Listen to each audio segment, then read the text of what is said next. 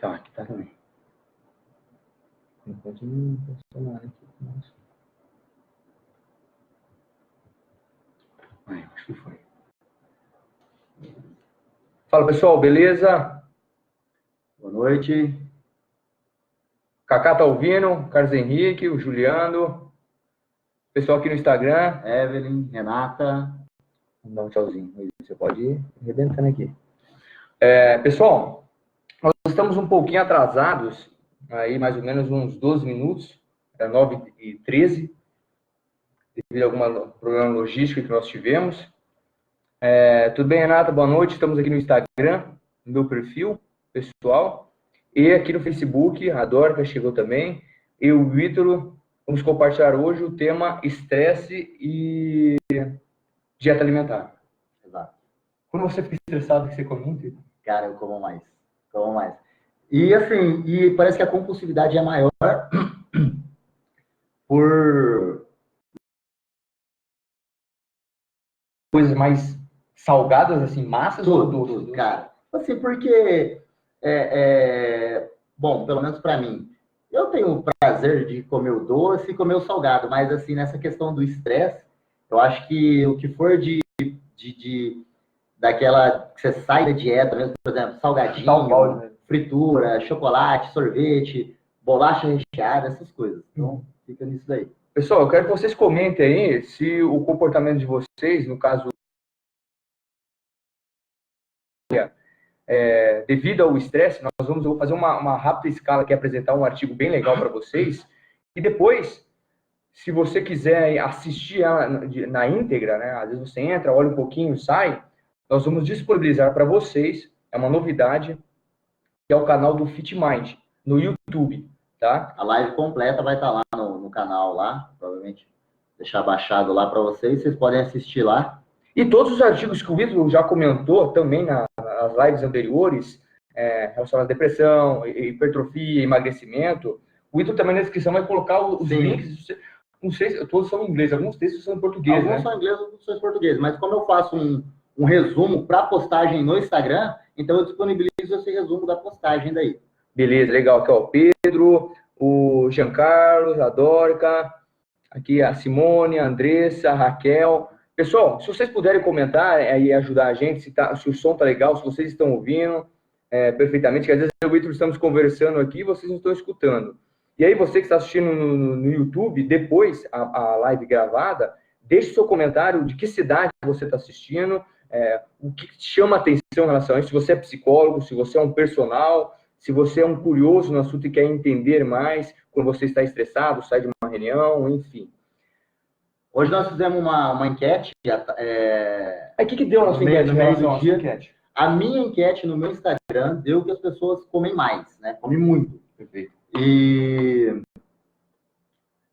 assim, deu mais do que o dobro do que as pessoas falaram que comem pouco. É normal ter os dois comportamentos. Algumas pessoas vão comer mais, algumas pessoas vão comer menos.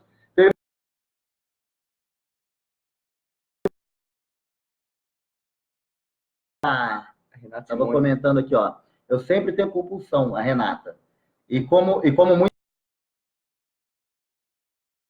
Renata, uma coisa que eu vou te falar aqui, que eu já vou te adiantar, que o Matheus vai estar comentando aqui hoje, remédio não é o caminho, tá? Então você já vai ter uma noção aí. O processo, quem mais? A Simone comentou aqui também, imagens está legal também, beleza. Beleza, obrigado, Renato, pelo comentário. Pessoal, só então para ter alguns avisos rapidinho, são duas novidades. A primeira que eu e o Ítalo já comentamos, é o canal no YouTube. Amanhã nós vamos estar disponibilizando o link. Então, inscreva-se no canal, compartilhe se você quer saber a respeito de emagrecimento com o Ítalo, os exercícios. O legal é que as meninas, as nossas alunas do programa FitMind, possuem lá mais de 70 vídeos onde o Vitor explica cada exercício, a dinâmica do exercício, biomecânica na academia. E eu sou lá um modelo de apresentação do treinamento. O Vitor também, os treinos fora da academia, ele que faz os exercícios. Então, se você tiver dúvida, ou se o seu personal mandar você fazer um exercício, você vai poder verificar no site. No canal, tá lá, os exercícios pelos nomes, tudo. Só falta daí o Ítalo, depois a gente vai dar uma arrumada na questão da descrição, porque às vezes fica uma dúvida, daí o Ítalo explica uma cautela que você tem que ter num exercício. Então se inscreva, continue acompanhando, o canal do FitMind, no Instagram também, a fanpage. Para começar, então, pessoal, eu destaquei alguns tópicos aqui em relação ao tema. O que nós precisamos saber é que todo o seu dia a dia, no decorrente do seu dia a dia, a reunião que você vai enfrentar, vamos dizer assim, no seu dia a dia, as pessoas que estão em volta de você, ao você levantar, a todo momento o cérebro humano ele está modulando e tentando antecipar possíveis causas que podem acontecer naquele dia. Ou, olha que interessante, possivelmente um dia anterior, se você, antes de deitar, você sabe que amanhã você vai ter uma reunião tensa, dependendo do histórico perceptivo que você tem, e aí, desconsiderando, né, cara, um transtorno, por exemplo, transtorno mental, um transtorno de ansiedade, e aqui estamos falando de algo fisiopatológico, descartando isso, considerando um indivíduo saudável, que a preocupação é normal no nosso dia a dia. Você pensa, puxa, eu tenho aquela reunião importante. Se você não tivesse preparado para aquela reunião, para essa apresentação, vou ficar mais pertinho aqui do vídeo, que não está aparecendo no Instagram. Uma apresentação que você fará, ou uma pessoa que vai estar na reunião que você não gosta, possivelmente isso já vai acarretar uma cascata hormonal e de neurotransmissores, por exemplo, de um ciclo que eu vou falar agora, de um feedback, um eixo que trabalha no cérebro com o sistema neuroendócrino, para liberação, por exemplo, de cortisol ou norepinefrina. E aí temos ataque cardíaco, dilatação das pupilas, e um reflexo disso é um comportamento rápido para amenizar, que seria o quê? Um comportamento compulsivo alimentar. E aí que vai para a pessoa comer mais ou comer menos. Eu vou apresentar um artigo de um grande neurocientista que ele passou aí 15 anos num projeto na Alemanha, na Universidade da Alemanha, que agora eu não me lembro o nome, que o nome dele é Achim Peters. Eu até pronunciei errado no vídeo que eu postei hoje de tarde, eu falei Abraham Peters, mas é Achim Peters, que ele, com um investimento privado, e também do governo na Alemanha, com acho que 36 ou 46 cientistas, e aí a parte da economia comportamental, a parte biológica, neurociência molecular, neurociência comportamental, eles chegaram a uma teoria que ele chamou de selfish brain, ou teoria do cérebro egoísta. Mas vocês comentem aí, que aqui até a Renata falou, na questão já tentou amenizar com remédios, na compulsão alimentar, se, como o Ito falou, que qualquer que seja o alimento que ele come, se você tem uma preferência em comer, se é mais alimentos doces,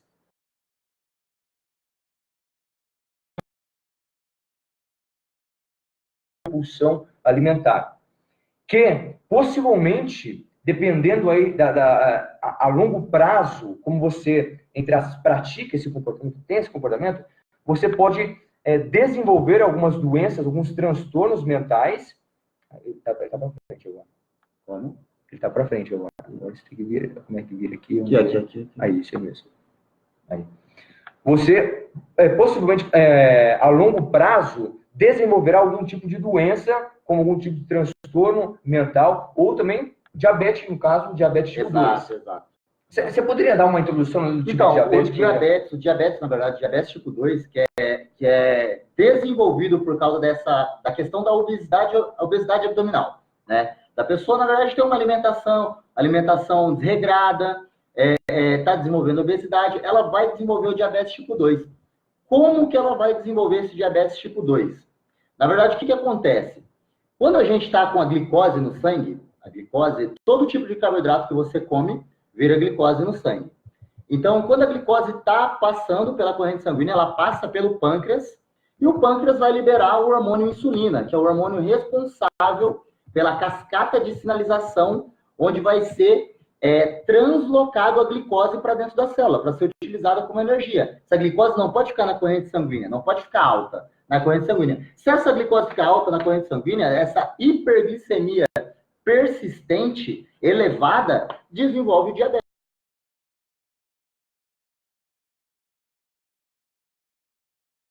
Diabetes tipo 2. O seu pâncreas, ele libera insulina, só que a eficácia dessa insulina liberada está diminuída. Então, por que a eficácia da insulina, para ela ser eficiente, no caso do diabetes tipo 2, por que ela está diminuída? Por causa da obesidade abdominal. A obesidade abdominal, ela libera citocinas inflamatórias né? Resistina, interleucina 6, fator de necrose tumoral alfa, tem várias citocinas inflamatórias que ela vai liberar e vai criar essa resistência da ação da insulina. Ou seja, o que acontece? Por exemplo, você tem lá, vou colocar aqui mais simples para vocês entenderem. Você tem 10 moléculas de glicose, então você vai ter 10 insulinas para carregar essas glicoses para dentro da célula, para gerar energia, para gerar sinalização, para o GLUT4 que está dentro da célula se translocar para a membrana e captar a glicose para gerar energia, né? Para ela não ficar na corrente sanguínea. Só que quando você tem o diabetes tipo 2, o que acontece? Você libera a insulina, só que a insulina 4 ir lá e captar a glicose. Então, o que acontece? O que o pâncreas pensa? Passou a glicose e ele liberou a insulina. Mas continuou passando glicose pelo pâncreas, ele pensa assim, pô, eu já liberei glicose, agora eu vou liberar mais glicose ainda. Que acontece o caso de hiperinsulinemia. Então, você está tendo essa captação da glicose, só que com uma quantidade muito alta de insulina, que não é normal. Aí você vai fazer o seu exame de glicose, dá lá uma glicemia normal. Só que o correto dessa pessoa fazer era medir a insulina dela, ver se ela já está com hiperinsulinemia. Porque no caso dela já está com hiperinsulinemia e a resposta da glicose está normal, essa pessoa ela já é pré-diabética. Porque a quantidade ideal que o pâncreas libera de insulina para aquela quantidade de glicose não está dando conta. Então ela tem que liberar cada vez mais. E isso vai aumentando o trabalho do pâncreas, vai forçando o pâncreas cada vez mais a liberar mais glicose. Então ela já está com um quadro de hiperinsulinemia. E quando o pâncreas fica liberando essa insulina e hiperinsulinemia, acontece o quê? Ativação do sistema nervoso simpático. Porque, na verdade, ele trabalha de uma forma, essa liberação trabalha no sistema nervoso, o parasimpático. E quando ela fica liberando cada vez mais, ativa o sistema nervoso simpático. O que acontece quando ativa o sistema nervoso simpático? Aumenta o volume sanguíneo. Você vai aumentar a retenção de sódio e a retenção de água. Ao aumentar o volume sanguíneo, é o aumento da pressão arterial. É o aumento... Exatamente. Então, esse indivíduo que ele está se tornando diabético, ele também vai ser hipertenso agora. Pessoal, o mais interessante disso, o Ítalo falou, o Ítalo pode me corrigir, é que o diabético tipo 2, ele não precisa ter um histórico familiar. Não, o diabético tipo 1. Eu sou diabético tipo 1 há 16 anos, né? Então eu entendo um pouco da doença e como é que funciona tanto para o diabético tipo 1 quanto para o diabético tipo 2. Então, o diabético tipo 1 é uma doença autoimune. O seu organismo, na verdade, são as células betas do pâncreas que liberam a insulina. O pâncreas ele tem uma função endócrina, né? Que são 3 células. As células betas liberam a insulina, as células alfas liberam o glucagon e as células delta liberam a somatostatina. O pâncreas vai fazer essa função de tentar equilíbrio da homeostase quando você ingere muito alimento para regular. É um órgão endócrino. O pâncreas, ele tem uma função endócrina muito forte. E o principal são as células betas, que liberam a insulina para controlar a glicose no sangue. O que acontece com as células betas? Na diabetes tipo 1, o seu organismo se revolta contra as células betas. Não tem explicação isso. Que você não precisa ter um histórico genético na família. Exato, tipo 1 não. E vai destruir as células betas. Então você vai parar de ter essa secreção de glicose. O diferente do diabetes tipo 2 é que o diabetes tipo 2 tem um histórico. Tipo 2, em relação a desenvolver a doença, é o histórico de obesidade familiar. Perfeito. Tá? Se o pai ou a mãe for obeso ou obeso, vai desenvolver uma inclinação para cima. Exatamente. Então, o que acontece? O diabetes tipo 2, ele libera a insulina. Só que a diferença é que essa insulina não desempenha o papel dela como tem que ser desempenhado. Ela não consegue ter eficiência total. E por que eu cheguei nesse assunto, eu provoquei o Ítalo para começar a falar disso? Porque, pessoal, em situações de estresse, o cérebro humano, o que ele vai fazer para tentar buscar essa homeostase, esse equilíbrio interno relacionado ao que está acontecendo externamente e internamente com o seu organismo, com você. E essa resposta é subjetiva, tá, gente? Você tem a resposta do estresse, porém, a maneira como você vai enfrentar, e é até assunto para uma outra live, que tem os tipos, o Hans Selye, que é o pai aí da resposta ao estresse, que cunhou esse termo, trouxe aí da física, o termo estresse, e também usou muito a questão da resiliência em suas pesquisas. A resposta adaptativa, aí temos o eustress ou distress, que é o estresse bom e o estresse ruim. Porém, nessa fase de o que é estressante para mim e para o Ítalo, um momento em que é desconfortável, o Ítalo pode enxergar isso como estressante e eu posso chegar a esse momento como desafiador. Poxa, eu gostei disso aqui. Os fisicoquímicos que eu vou ter, que o meu cérebro vai, com essa liberação, acionando a glândula pituitária e adrenal para a liberação do cortisol, e isso se tornando um feedback, um loop, vamos dizer assim, que é claro, não pode ser constante. Porque tornando constante, nós temos o que daí? O estresse crônico, que é uma coisa muito mais grave, que é um caso clínico, que eu não vou entrar aqui, porque também não é a minha especialidade, certo?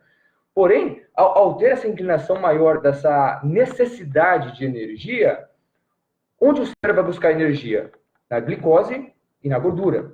O nosso cérebro trabalha com glicose e gordura. E para ele buscar essa adaptação, quando ele não enxerga um certo volume necessário de energia nele mesmo, no cérebro nele mesmo, ele vai buscar o quê? Nos outros organismos e nos músculos. Foi aí que deu um estralo, vamos dizer assim, a gente fala de insight na cabeça do pesquisador, mas também tem um histórico de anos de pesquisa nisso, do Aaron Peters, que ele, quando estava fazendo, se eu não me engano, o doutorado, o PhD dele na Alemanha, isso foram 15 anos de pesquisa, ele, a chegar na universidade, ele percebeu como que o trânsito funcionava na Alemanha. E aí, não sei como, ele explica isso, tem um TED Talks dele em inglês, apenas eu vou disponibilizar depois aqui, se você estiver depois assistindo no YouTube, o link na descrição aqui do vídeo. Ele fala que lá ele pensou, poxa, se existem vias periféricas da periferia que levam até o centro da cidade e vias do centro da cidade que levam aos outros bairros distantes, porque será que, fazendo uma analogia ao sistema nervoso central, o sistema nervoso periférico, funciona da mesma maneira? Veja que interessante. Ele foi testando através de vários artigos, revisão de literatura, uma análise, uma meta-análise, outros trabalhos, ele foi revisando isso junto com a equipe dele, e chegou a um consenso de que nós temos dois fatores de resposta em relação ao estresse e a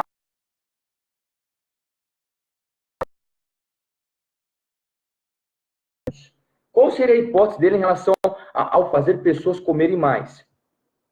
Antes, pessoal, só peço desculpa para vocês que o estresse é uma palavra que hoje ela é muito usada no nosso vocabulário de uma maneira muito fácil. Qualquer coisinha que você vai ter, você fala, poxa, meu dia foi estressante.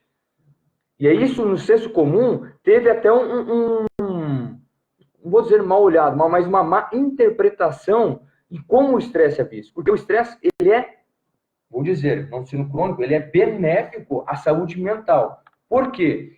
Ele que vai dar a resiliência, a amabilidade, a plasticidade para o seu cérebro se adaptar ao longo do tempo para as futuras frustrações que nós teremos. Porque o nosso cérebro ele trabalha assim, ele sempre precisa do oposto. Para existir a felicidade, você tem que existir a tristeza. Para existir o conforto ou o crescimento de algo, tem que existir o desconforto. O Ítalo trabalhando na musculação, no emagrecimento, ele leva a pessoa a uma certa exaustão em algum exercício para desenvolver uma resistência e aí se integra a hipertrofia muscular. É mais ou menos seguindo esse padrão, né? Desconforto. Exato, será o desconforto. Na verdade, chama-se a quebra da homeostase, né? O equilíbrio. O organismo está em equilíbrio. Você quebra o equilíbrio do organismo para ter uma evolução e uma capacidade. Essa capacidade pode ser uma capacidade física, por exemplo. Força, resistência, vamos colocar equilíbrio, potência. E chega uma certa adaptação depois, você provoca mais. E independente disso, até é interessante, a gente tem várias capacidades físicas, né? E algumas capacidades juntas formam uma habilidade motora. Perfeito. Então, e o professor Antônio é uma referência aí do treinamento físico, aí da preparação física de esportistas no Brasil, ele fala que a capacidade física mãe de todas as capacidades é a força. Então, se você treinar a força, você vai desenvolver bem todas as outras capacidades, tá? Porque se a gente for parar para pensar, você precisa de força para ter velocidade, precisa de força para ter equilíbrio, você precisa de força, até de força para ter resistência também, tá? Então, na verdade, coordenação intramuscular. Então, vai preparando exatamente. Então, a mãe das capacidades é a capacidade de força que é a que melhor treinada aí, que vai ajudar nas outras. Isso que o Will falou está muito relacionado também à capacidade plástica que o cérebro tem dessa adaptação em relação ao estresse. Eu peguei uma definição para vocês da Associação Americana de Psicologia, da APA, que diz assim, é um pouco ambíguo, vago. Por quê? Isso até eu fiz uma postagem antes de ontem de uma referência que eu uso na literatura, acabou falecendo semana passada, que é o Bruce McQueen. Ele é um professor neuroendocrinologista da Universidade de Rockefeller. E na associação, ele diz isso nos artigos dele, quando você pega um artigo dele, uma revisão de literatura, o que seja, ele já diz lá na review, né, no resumo, onde as pessoas, como as pessoas enxergam o estresse no sentido negativo. E o estresse, ele é raso na sua definição, porque muitas pessoas aí popularizou isso no sentido de, estou estressado, mas, de fato, o que é o estresse no organismo humano? Na Associação Americana de Psicologia, a definição é mais ou menos isso, uma tradução livre. É uma resposta fisiológica ou psicológica a estressores internos ou externos. Assim, o estresse envolve mudanças que afetam quase todos os sistemas do corpo, influenciando a maneira como as pessoas temos a buscar o quê? Mais energia. No caso, alimentos ricos em gordura e açúcar. Matheus, como nós descobrimos isso em experimentos? E aqui eu vou desconsiderar experimentos em animais, roedores, por exemplo. Vamos falar de experimentos feitos com humanos. No meu caso, o experimento que eu irei fazer na minha pesquisa, no laboratório na Federal de São Paulo. Eu vou estimular o estresse agudo nas pessoas. Como eu farei isso? Eu vou fazer através de um questionário antes, quando o participante chegar, para medir aí, a gente utiliza o questionário PANAS, para medir a questão do estado emocional dele, se a pessoa está se sentindo ansiosa ou estressada naquele momento, e aí senão eu vou descartar ou não depois isso na análise dos dados.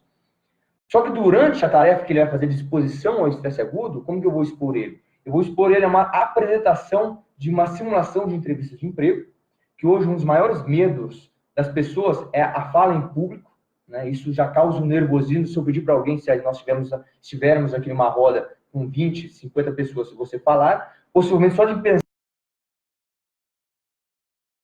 no seu organismo. É um meio que o seu organismo está buscando de se adaptar àquela situação.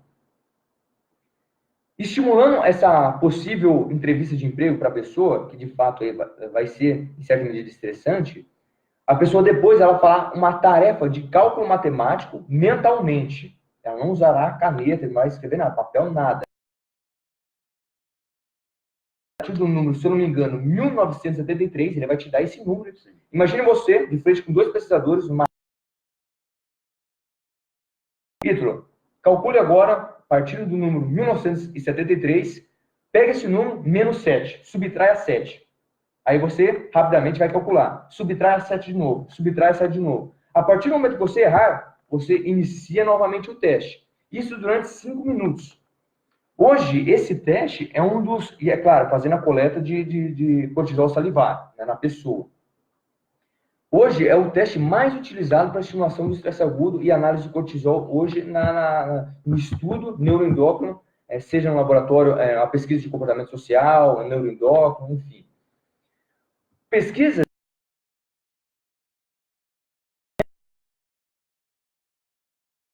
fazendo uma análise do passado da pessoa, se tem algum tipo de estresse crônico, um trauma, tende a demonstrar, por exemplo, numa entrevista com um juiz, num júri, no tribunal, o pessoal aí que é advogado ou trabalha com direito, que é uma área que eu estou indo, que é julgamento moral, quando os participantes passam, olha que interessante, quando os participantes passam por essa entrevista, eles têm, antes da análise do cortisol, e numa simulação de uma segunda entrevista, eles passam, pessoal, por um coffee break, um intervalo, um breve intervalo. E nesse intervalo, é aí que está o experimento. Por quê? Os observadores, os pesquisadores estão atrás do vidro observando o comportamento das pessoas em coffee, e no coffee temos alimentos gordurosos e ricos em açúcar, e alimentos salada, mais saudáveis. Aquelas pessoas que tiveram uma tendência à resposta do cortisol de um nível mais elevado, elas tenderam a buscar o quê? Os alimentos ricos em gordura e em açúcar, sem elas saberem, desconhecido disso. E as pessoas que tiveram uma adaptabilidade a essa circunstância, esse fator estressante, e é claro, fazendo um questionário depois de estresse aí subjetivo, uma coisa inconsciente e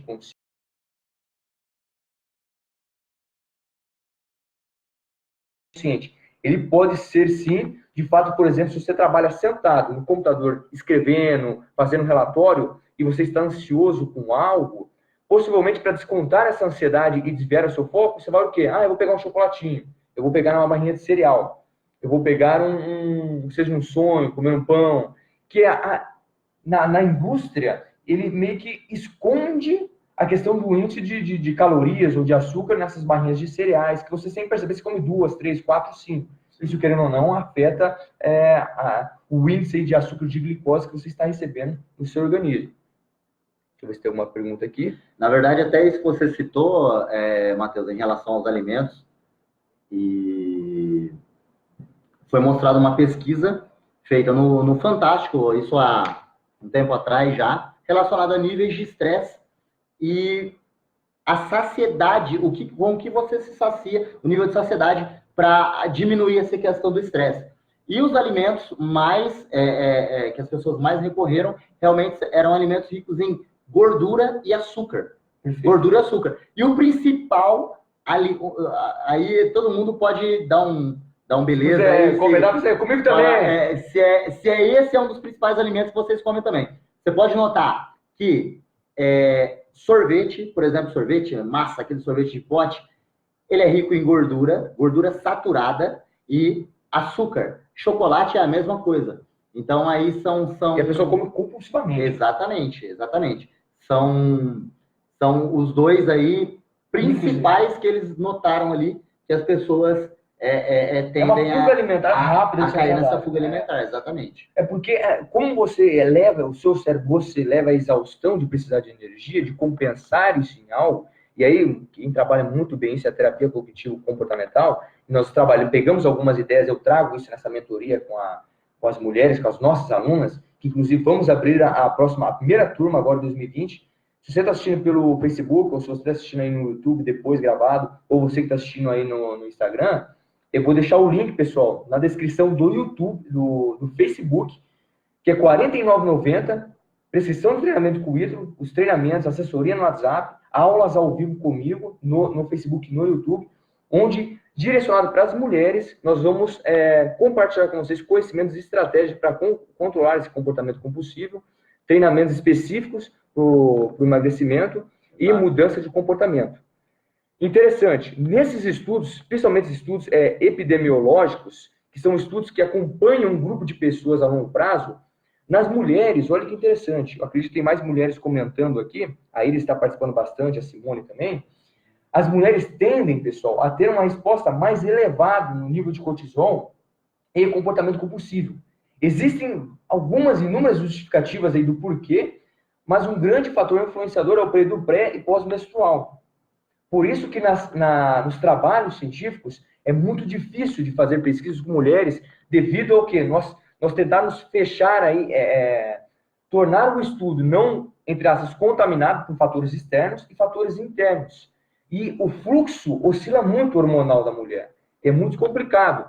E, às vezes, traumas do passado, a mulher pode ter sido abusada sexualmente, ou ter sofrido algum tipo de bullying na escola. São inúmeros pontos traumáticos que podem existir, que vão acarretar isso. Até o Wayne Smith, o neurocientista que cunhou o termo aí, o cérebro egoísta, para buscar essa compensação nos músculos, que algumas pessoas emagrecem por absorver demais essa energia, e outras pessoas não tendo necessidade, não tendo energia suficiente nos músculos, o cérebro manda mais mensagem para o hipotálamo para efetivar o quê? A vontade maior de comer. Por isso que muitas pessoas daí engordam. E aí é subjetivo. Eu vi que pessoas comentaram aqui, igual a Iris, que ela come menos, outras pessoas comentaram que comem mais. Simone, ela falou ali que realmente esses alimentos, né, que eu citei, são ricos em gordura e açúcar, são sabotadores e promovem uma saciedade rápida. E logo tem a necessidade de comer novamente. Perfeito. É exatamente isso. O problema é que depois vem a insaciedade moral do arrependimento, né? Porque você come demais e aí fala, poxa, eu vou ter que ir na academia agora. E aí você trabalhará a semana inteira para perder aquilo que você só comeu naquele dia. Possivelmente é isso. Na verdade, até o Matheus falando em relação à saciedade, a questão da obesidade abdominal, como eu disse no início, explicando sobre diabetes, ela desenvolve, tem o desenvolvimento de citocinas inflamatórias, né? Que, na verdade, o tecido adiposo, a gordura, ele tem um papel endócrino muito forte. Ele não é só ali gordura, uma massa inata ali. Ele tem um papel muito, muito forte no nosso organismo, liberando alguns hormônios, citocinas inflamatórias, né? Que vão influenciar no seu emagrecimento, em doenças cardiovasculares, e uma delas é a leptina, como o Matheus estava falando em relação à saciedade. É esse hormônio que dá essa sensação. Exatamente. Então, o que acontece a leptina? Em pessoas normais, não obesas, você come, logo tem a liberação de leptina, e a leptina ela dá a sinalização de você estar satisfeito, de você ter aquela saciedade através do que você comeu. Por isso que não ocorre a gula, tá? Em pessoas com obesidade, um nível de obesidade... Uma falha nisso. Elas liberam mais leptina. Então, daí você pensa, então, se essas pessoas com obesidade liberam mais leptina, por que elas não têm saciedade? Porque não ocorre a resposta, a sinalização eficiente dessa leptina. Como eu falei, como ocorria com a insulina. Então, elas têm mais leptina circulante, só que a leptina não produz o seu papel efetivo. Ela não consegue ter essa sinalização correta para promover a saciedade, né? Então, daí isso só vai voltar a ter, tirar essa resistência do efeito da leptina quando essa pessoa for diminuindo essa obesidade abdominal. Que, na verdade, é um trabalho gradativo no longo prazo, né? Não é algo, às vezes a pessoa busca algum milagroso, um remédio que pode resolver o problema naquele momento, porém, pode trazer efeitos a longo prazo maléficos, né? Pessoal, o que eu queria, então, abordar aqui para finalizar a questão da conclusão desse artigo, e olha que interessante, quando nós falamos de estresse, o estresse funciona como uma espécie de guarda-chuva. Como assim, Matheus? Ele é um meio de proteção do organismo em relação aos fatores externos, ou comportamentos internos do nosso organismo, isso eu já compartilhei.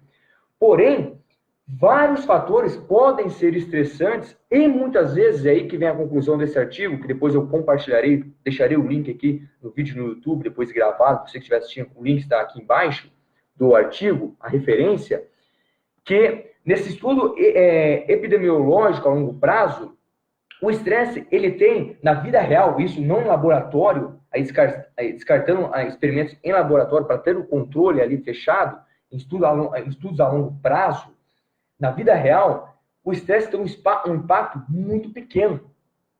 Em que sentido, Matheus? Porque a gente começa a distribuir essa carga, o que o Bruce McLean chamava de carga alostática, essa sobrecarga em relação aos fatores desconfortáveis e que incomodam o organismo, e aí, novamente, utilizando o feedback do eixo HPA, hipotálamo, pituitário e adrenal, neuroendócrino, os braços desse estresse, que o estresse nós resumimos, mas se você observar no que você sente, possivelmente o seu estresse está relacionado muito mais ao quê? A uma ansiedade de algum problema que você tem. Alguma insegurança em relação a um feedback que você está esperando do seu namorado, da sua namorada, um problema que você está tendo no seu relacionamento. Um trabalho que você apresentou na faculdade, ou com uma amiga, ou com um amigo que você brigou, e aquilo, dependendo da carga psicológica e emocional que você está tendo, isso vai promover porque o seu dia, no final, você vai analisar e foi, poxa, meu dia foi muito estressante. Mas, na verdade, não foi o dia que foi estressante. Você criou um hiperfoco dos seus pensamentos em relação àquele único problema, aquele único desconforto. Que aquilo você generalizou para um possível estresse. Por que eu estou dizendo isso na questão de pensamentos, nessa questão de isso refletir na sua resposta fisiológica?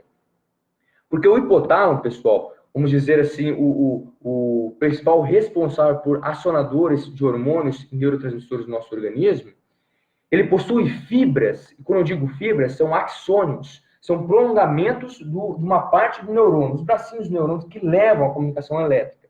E aí temos vários tipos de comunicação elétrica. de neurônio, né, entre os neurônios. A mais conhecida, no sentido de estudada e predominante no nosso organismo, no nosso cérebro, são as comunicações axodendríticas, do axônio para o dendrito do próximo neurônio, onde vai receber a informação. O hipotálamo possui fibras, que chamamos de fibras pré-frontais hipotalâmicas, ou seja, fibras que descendentes, que descem do cérebro para regiões subcorticais, que estão abaixo das camadas mais desenvolvidas do cérebro, e possui fibras ascendentes, ou seja, que ascendem, que vão em direção ao centro, que vêm da periferia ou das bases dos núcleos subtalâmicos, subcorticais, às regiões corticais. Isto é, as fibras que saem do hipotálamo, que pertencem aí, que são responsáveis por esse acionamento de hormônios, a liberação de hormônios, para a região do córtex pré-frontal, que essa região aqui nós sabemos que ela é responsável pelo seu comportamento inibitório, comportamento compulsivo, que muitos ansiolíticos trabalham essa função de regulação, de simular ou não alguns efeitos de alguns neurotransmissores, para diminuir esse hiperacionamento do hipotálamo. Veja que interessante. Então, muitas vezes, é recomendado, claro, eu não sou psiquiatra, mas um acompanhamento de um psiquiatra e um psicólogo ou um responsável na saúde mental para ter esse controle. Porque muitas vezes, a pessoa não tem. A pessoa acha que ela é gulosa, está cometendo um pecado capital, de querer comer, ela não consegue controlar. Mas, às vezes, são desregulações de neurotransmissores, secretarias, que fazem com que a pessoa não tenha esse controle. E aí, é muito importante você enxergar isso na sua família, se você é mãe, se você é pai, o seu filho, na sua filha, ou você, como você vê, se você percebe que você tentou várias metodologias, estratégias, quando o psicólogo não está dando certo, possivelmente, eu aconselho você procurar um psiquiatra. E às vezes, quando a gente fala isso, a pessoa enxerga de uma maneira negativa. Meu Deus, tem que procurar um psiquiatra. Pessoal, é a sua saúde mental, é o seu comportamento. Mas aí, deixa eu ver se eu entendi aqui, então. Você Pode falou perguntar. do uso de anti-ansiolíticos. Certo. E essa pessoa, Ansiolíticos, então, né? O uso de ansiolíticos. de ansiolíticos. Então, essa pessoa com esse distúrbio teria que fazer o uso de algum remédio, de algum fármaco, exato. Porque, pessoal, muitas vezes as pessoas, e aí eu vou puxar um pouquinho aí para o lado negativo de terapias e coaches, que é a questão da força de vontade. Nós sabemos hoje que a força de vontade ela é limitada no ser humano. E o objetivo da nossa live aqui, que eu e o Ítalo, nós não somos psicólogos nem psiquiatras, é você ter o conhecimento de até onde você pode chegar com a ajuda de você mesmo. Que existem, sim, pessoas que precisam de ajuda externa, vamos dizer assim, que é o uso de fármacos. E isso na sociedade a sociedade hoje é visto como uma pessoa fracassada, que não tem força de vontade em relação a isso. Mas o problema não é... Pessoal, tá legal a transmissão aí? Que teve aqui um alerta aqui que apareceu aqui. É que aqui no Instagram também, pessoal, já vai terminar. Estamos chegando aí a quase, acho que 30 e poucos minutos de live. Mateus, só citando então a respeito do que você falou, de estar utilizando ansiolíticos, né? Para controlar esse comportamento compulsivo. Agora, um ponto interessante, cara. Eu acho que eu já comentei isso com você, não lembro. Ansiolíticos, aí eu vou puxar a sardinha aqui para o meu lado, em relação à atividade física, que a atividade física, você vai fazendo, né? Não atividade física, treinamento físico. Atividade física é qualquer coisa que você faz no seu dia a dia, caminhar para o seu trabalho. Agora, o exercício físico, o treinamento físico, é uma hora, um tempo que você tira planejado para realizar aquilo, um treino planejado, tá? Então, vou puxar a sardinha aqui, que você realizar o treino já consegue controlar tudo isso. Por quê? A utilização de ansiolíticos causa bloqueio nos receptores alfa e beta adrenérgicos. Então, a liberação de catecolaminas, como noradrenalina, vai ser diminuída nesse indivíduo que está usando ansiolíticos. E para ocorrer o emagrecimento, a gente necessita dessas catecolaminas. E dos receptores alfa e beta adrenérgicos no tecido adiposo, nas células. Então, a pessoa utilizando isso, ela vai consertar um lado da compulsão dela, da ansiedade dela, né? No caso do estresse ali, que ela vai estar comendo. Só que, porém, se ela estiver praticando atividade física, não vai conseguir ter esse emagrecimento mais efetivo. Aí tem que ver a questão do efeito da droga, agonista ou não, do fármaco, né? Para bloquear ou liberar. O mesmo acontece com remédios para hipertensão, que são bloqueadores seletivos e não seletivos, né? Bloqueadores não Você seletivos. lembra do tipo de substância de químico, né?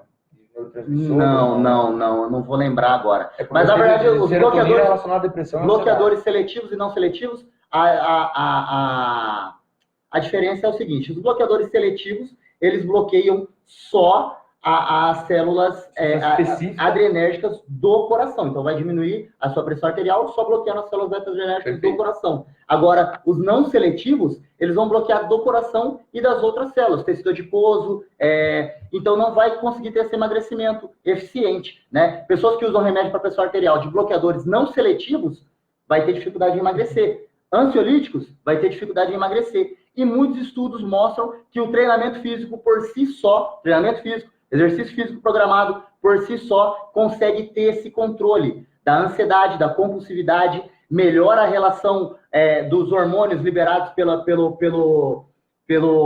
córtex, que você vai conseguir ter esse controle, né? Através da atividade. Até em um outro texto que a gente escreveu, acho que está mais para baixo lá no feed do Instagram do FitMind, falando sobre a atividade física intensa e a escolha de alimentos saudáveis. Pessoas que realizam exercício físico intenso conseguem, um estudo mostrou que elas têm escolha por alimentos mais saudáveis durante um banquete que estava na frente delas.